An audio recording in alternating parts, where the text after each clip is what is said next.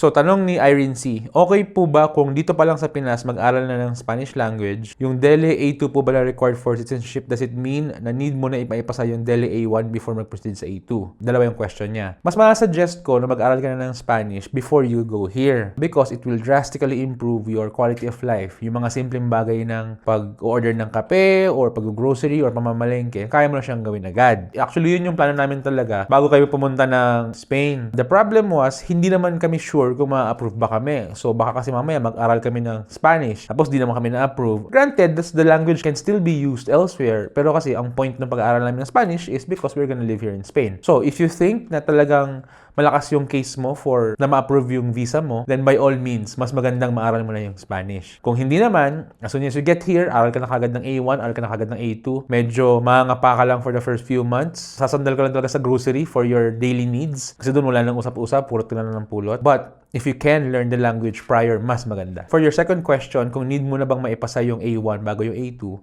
ideally ganon. Pag mag-aaral ka dito. Now, may mga test naman na pwede kang i-take before ka mag-enroll. And yung test na yon, I don't remember what it's called parang proficiency. Hindi ko maalala yung pangalan ng test na yon, but may test na ganon na pwede kang i-take na malalaman nila kung kunyari A1 ka na or A2 ka na or B1 ka na or B2. Pag nakita nila na pwede ka na mag-A2, pwede ka na mag-B1, edi diretso ka na ng A1 or A2.